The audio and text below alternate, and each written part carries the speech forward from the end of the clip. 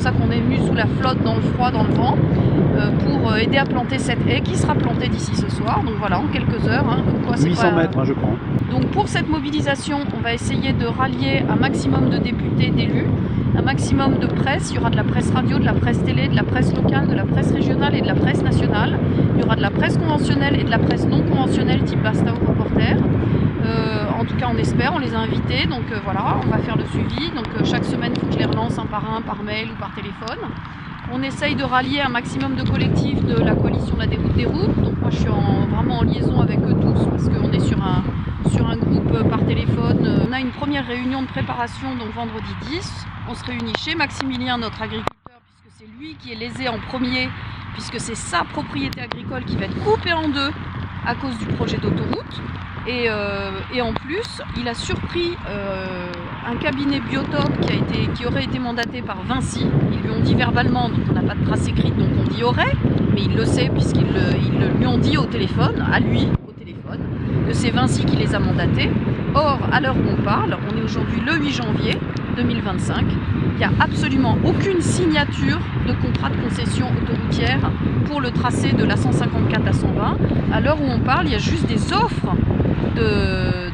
des candidats concessionnaires qui ont été remises en décembre aux autorités. Voilà, point barre.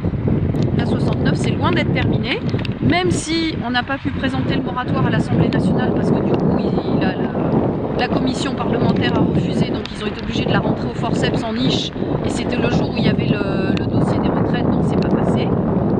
Même si les juges pour la 69 sur le recours sur le fond qui avait été posé il y a 18 mois, ça a produit un rapport que la rapporteure a présenté avec une conclusion qui est très très nette, très claire, très cash. Ce chantier doit être arrêté immédiatement. Il n'y a pas de RIIPM, raison impérative d'intérêt public majeur. Voilà, absence de RIIPM. Et pour cause, le projet de la 69, il est 100% parallèle à la nationale, qui est une route à 90, et avec des tronçons 2x2 voies. Donc c'est exactement comme nous, c'est d'une parfaite inutilité. Nous, on a une 2x2 voies 110, on la voit, voilà, elle fonctionne parfaitement, elle sature jamais, elle est gratuite, et elle évite de passer dans les villages. Voilà.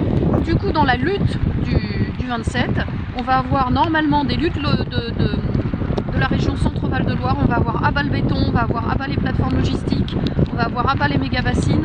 Toutes les luttes, en fait, qui sont associées à la nôtre, parce que nous, derrière, il faut le savoir, c'est comme un iceberg. L'autoroute, c'est la partie qu'on voit de l'iceberg. Et sous la mer, c'est les plateformes logistiques, les zones d'activité commerciale, les ZI. Et ça va pousser comme des champignons. Et petit à petit, aujourd'hui, on nous prend que 660 hectares de terres agricoles. Mais demain, avec les plateformes, avec les ZAC, avec les ZI, ça va être 2 fois, 3 fois, 4 fois plus. Ici, on est sur une exploitation qui est bio, sur laquelle il n'y a jamais de pesticides. Enfin voilà, là, c'est une colère générale. Parce que finalement, ce projet d'autoroute, il n'impacte pas que les agriculteurs, il n'impacte pas que les gens qui sont dans les villages le long d'autoroute et qui vont revoir passer des poids lourds, etc.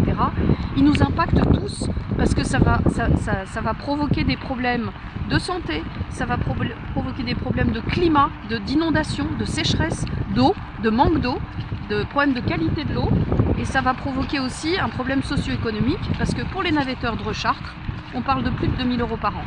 Et il y a beaucoup de familles entre Dreux et Chartres qui n'ont pas les moyens, même pas 2 000 € de budget pour leurs vacances familiales annuelles. Je ne vois pas comment ils vont payer l'autoroute 2 000 € par an, c'est juste impensable.